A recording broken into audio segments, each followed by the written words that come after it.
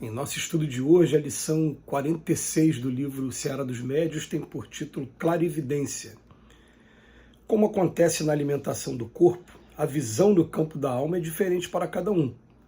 O tubo digestivo recebe o que se lhe dá, mas a assimilação do recurso ingerido obedece à disposição mais íntima dos mecanismos orgânicos.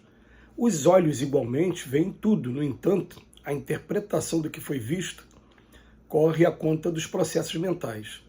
É por isso que todo fenômeno de clarividência solicita filtragem do crivo da razão. Determinado médium informa ter visto inolvidáveis personalidades da história. Possivelmente estará dizendo a verdade, essa verdade, porém, pede estudo nas condições circunstanciais. Vejamos como o assunto é delicado na esfera dos próprios homens.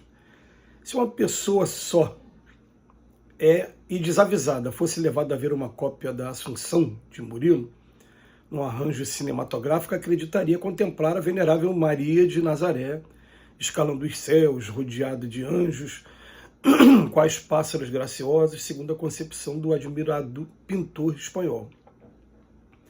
A figura de qualquer comandante de Estado nos tempos modernos pode ser vista a longa distância através da televisão, e se uma criatura isolada e desprevenida fitasse a imagem falante, estaria naturalmente convicta de haver entrado em contato direto com o comandante televisionado. Enquanto a observação mediúnica não se generalizar mais extensamente na Terra, provocando mais amplas conclusões do chamado consenso geral, a mensagem da clarividência demanda considerações específicas. Com isso, não queremos dizer que esse ou aquele apontamento mediúnico deva ser desprezado, pois que em mediunidade tudo é ensinamento digno de atenção.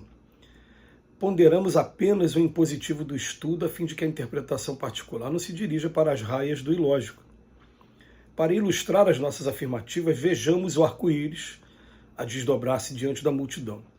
Efetivamente, quando surge na beleza das sete cores, parece uma coroa sublime, propositadamente desenhada por algum geômetra invisível na glória do firmamento. Entretanto, a maravilha celeste não tem qualquer expressão substancial por estruturar-se em simples jogo de luz. Emmanuel hoje chama atenção, nossa, é um assunto que é sério, é muito sério, que é o da clarividência, que algumas pessoas têm a capacidade de ver o mundo espiritual, e a gente tem que se entender o seguinte, é uma frase que ele usa aqui, ele fala assim, a mente vai interpretar o que os olhos estão vendo. E a mente, muitas das vezes, já interpreta errada, de maneira errada, equivocada. Porque ela, por exemplo, você está vendo uma coisa que parece água por quê? Porque por ser incolor e inodora, de repente, para a gente, ou eu estou à distância, eu não consigo sentir o cheiro nem sentir o gosto. Ele só incolor. Quando você chega perto, pode ser álcool, né? Então, muitas das vezes, você pode acreditar estar vendo uma coisa e que, na verdade, não é a coisa que você está vendo. A gente, quando vai estudar a doutrina espírita, a gente começa a estudar uma coisa chamada perispírito. E esse perispírito, que é o corpo espiritual que Paulo de Tarso já se referia lá na segunda carta aos Coríntios, quando ele fala que uma coisa é o corpo físico, outra coisa é o corpo espiritual. Esse perispírito, ele é mais fácil de manipular do que esse corpo aqui. Esse corpo físico, eu até manipulo ele, mas através de uma cirurgia plástica, né? Agora, o corpo perispiritual, ele é mais sutil, a matéria é muito mais fácil de ser manipulada, e os espíritos, inclusive, dizem que eles, quando chegam a um determinado grau, quando termina aquela fase que o pessoal chama de perturbação pós-morte, quando eu já me reconheço no plano espiritual, reconheço que eu desencarnei, já ultrapassei algumas etapas, eu consigo imprimir no meu perispírito a forma que eu quiser, inclusive formas de encarnações anteriores a essa última minha. Isso é interessante, porque, por exemplo, quem assistiu o programa Pinga Fogo, do Chico Xavier, tem um momento no programa que uma pessoa da plateia fala assim, eu queria saber por que a entidade que está do seu lado, ora ele aparece como um senhor baixinho, barbudo, de idade, e ora aparece como um senhor alto, com uma folha de acanto no ouvido, né? e ele faz referência a duas encarnações diferentes do Emmanuel. O Emmanuel foi um senador romano, ele gosta de falar dessa encarnação, porque essa encarnação foi marcante para ele, porque ele teve contato pessoal com Cristo, está lá no livro, há 2000 anos. E ele foi Padre Manuel da Nóbrega aqui no Brasil, então hora ele aparecia como um, hora como outro. Alguns filmes, eu me lembro de um filme muito interessante nesse ponto, Amor Além da Vida, um filme feito com Robin Williams como ator que já está desencarnado também, e que quando ele chega no plano espiritual, ele está convivendo com uma outra pessoa, até aquela pessoa se revelar para ele, na verdade eu sou o seu filho, estou aqui do teu lado o tempo todo. Aí ele modifica a aparência dele para chegar à forma da aparência do filho mesmo, da última encarnação. Fica parecendo uma coisa meio de maravilhoso o mundo do Bob, né? Essas coisas. Mas o que os espíritos querem dizer para a gente? Que o perispírito eu consigo maquiar. Vou dar outro exemplo que veio à mente aqui. Missionários da Luz. Tem um capítulo desse livro de André Luiz em que um espírito que havia se suicidado e por isso estava trazendo marcas no corpo espiritual dele, ele ia se comunicar com a ex-esposa que tá encarnada, através de sonho.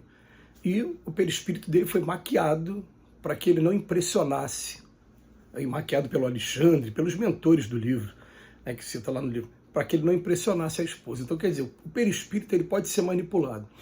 E isso me levou também a um livro que eu li uma vez, que é Escutando Sentimentos. Acho que é esse o título do livro. E o livro nos convida a gente, ao invés de ficar apegado à forma, a gente ficar apegado ao sentimento das coisas. Que o dia que a gente conseguir mesmo chegar no sentimento das coisas, vou dar um exemplo aqui. A minha mãe já está desencarnada, vamos ver que a minha mãe apareça de uma outra forma para mim. Eu vou olhar para minha mãe e falei, mãe, não adianta se esconder não, é a senhora, eu sei que é a senhora, eu estou sentindo. O olho está vendo uma outra coisa, mas o que eu estou sentindo é a senhora. E provavelmente nesse momento ela vai desfazer ali vamos botar aqui, ó, o disfarce dela e vai se mostrar como ela era para eu poder reconhecer mesmo. Então a gente vai perceber o seguinte, na clarividência a gente tem que tomar muito cuidado com o julgamento que a gente faz.